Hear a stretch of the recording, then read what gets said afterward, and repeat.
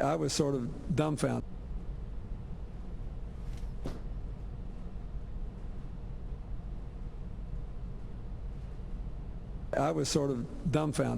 They went to all this trouble to say that she had staged what was a terrible concussion that required 6 months of very serious work to get over.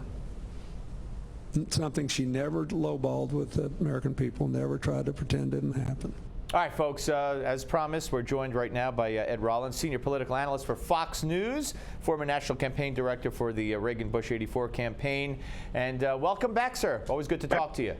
Thank you. My pleasure. How are you? I'm well, thanks. All right, so there was Bill Clinton yesterday, reacting to Karl Rove, and in the process making some news, saying that it actually took Hillary 6 months to get over the concussion and then the blood clot, et cetera. I mean, that's something we didn't know. What do you think the net effect of what Karl Rove had to say has been and will be?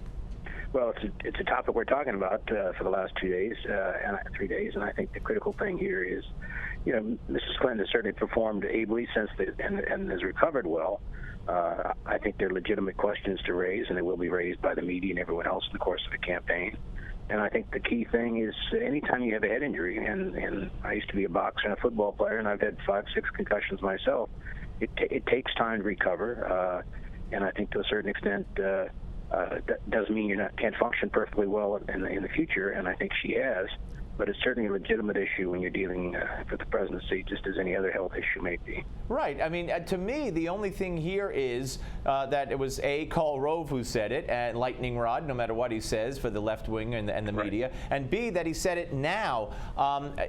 Every presidential candidate, you would hope, would be demanded, the demand would be made upon him or her to release their health records at the proper time. But here you're hearing accusations from Chuck Todd at NBC that this smacks of sexism and other accusations, and they're trying to get Hillary. I don't see it, except that it came from Rove and it came 2 years early.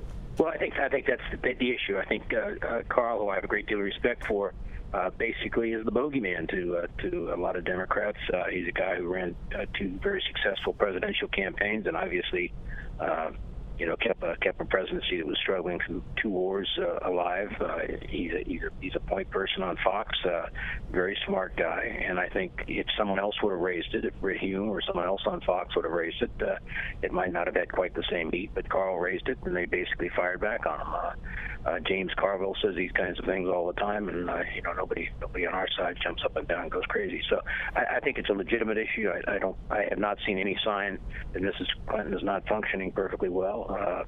But a court campaign is a tough, rough time frame, and we'll see. And if she chooses to run in 2 years, not only she can make up her mind to do that, how she performs, and obviously if there's any sign of any slippage, then certainly people will watch it and jump on it. Yeah, no, absolutely. All right, do you believe, Ed, that Hillary is basically the only viable Democratic candidate out there? Let's say if she doesn't decide to run, and if she does decide as someone running against her? I think we have a great chance, even against her. I think we have a great chance because Obama's going to drag this Democratic Party in this country down to such a low level, and she's going to be a successful candidate, has to put distance between herself and an administration that she was very much a critical part of. Certainly if Joe Biden is the second player, I'd love to have the opportunity to run against him. I just don't think that he sells across the country as a serious candidate. Didn't when he was a candidate, only got 1% in Iowa. I think there's some other governors that may get into the fray. The difference is, without Hillary in the mix, they've got a knockdown, drag-out fight, and they'll have 4 or 5 serious candidates in there, just as we're going to have 5, 6, maybe as many as 10 serious candidates. And so there'll be a dual primary contest going on, where I think if she runs, she pretty much is free, get the nomination fairly easy, and won't have that long, drawn-out process, which certainly gives her somewhat of an advantage. A couple of things on the other side, the Republican side. John Boehner revealed, and I'm paraphrasing, but I think it's almost an exact quote, that he's been nudging Jeb Bush to run for the presidency. Do you think that would happen, and are you surprised that Boehner would say that? I'm not surprised that they're friends. I'm just surprised that as the speaker, when once again you've got 6, 7, 8 very serious people out there talking about it, that he would jump out at this point in time and almost seem like he made an endorsement. I think if Jeb Bush wants to run for president, he'll be a very viable candidate. It won't be a coronation. He'll have to go fight. He'll have to show that he still has skills that he had when he was governor and as a campaigner. But there's some others. Everybody's not going to step aside if he gets in the race. And I think to a certain extent, there's, as I said, I think we're going to have a very, very strong field. It's a long, drawn-out process. The advantages he has is obviously the Bush organization. It was a very strong organization, starting with his father, who was one of the best fundraisers ever in our party's history. His brother certainly created a great national organization, and I assume a lot of that is still there for him, and that gives him a big advantage. But there are other people who are going to run, and they're going to be very significant candidates.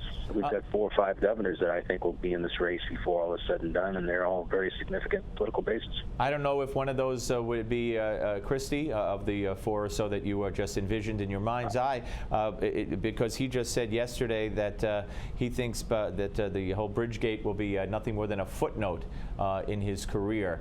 So was Christie one of the ones you were thinking about? And absolutely. I mean, there's no reason Governor Christie shouldn't run. He has had 2 big victories in a Democrat state. He's a very credible candidate. He's done a very effective job as chairman of the Republican Governors Association. Raised a ton of money. He has a lot of friends across this country. A lot of people want him to run.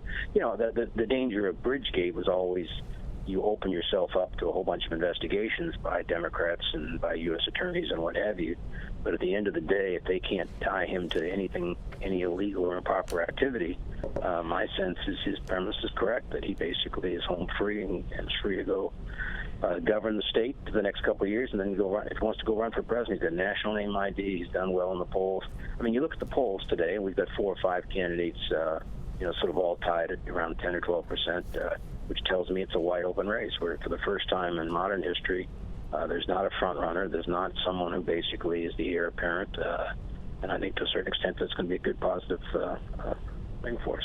All right, let me. I hate to do this to you almost, but let me let you hear a little bit of Al Sharpton here with regard to Benghazi, and you could. That's pain and punishment. That's pain and punishment. I know, and you'll get battle pay for it. Here we go.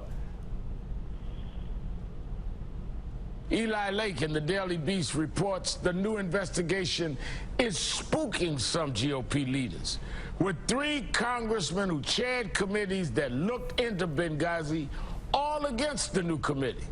Congressman Mike Roberts was saying this could be a rabbit hole and was warning us that we should not let this investigation get into conspiracy theories. I've got a news flash for you, Congressman. The conspiracy theory started a long time ago, and good luck finding party leaders deep down in that rabbit hole. Well, first of all, you called him Congressman Mike Robbins. Of course, it's Mike Rogers, which is par for the course. But there have been people, even your colleagues, such as George Will, who said, Republicans have to, should learn from what they did to Clinton in the 90s. Where do you stand on this?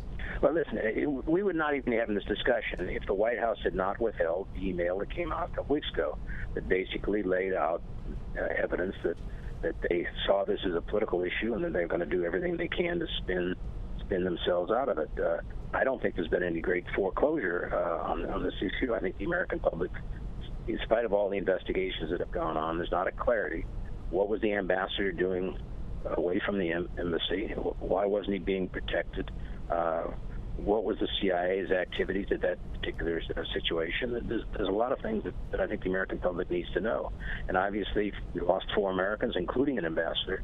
And I think it needs to be fully investigated. And this isn't a finger pointing. This is basically how do you fix a system that obviously was broken?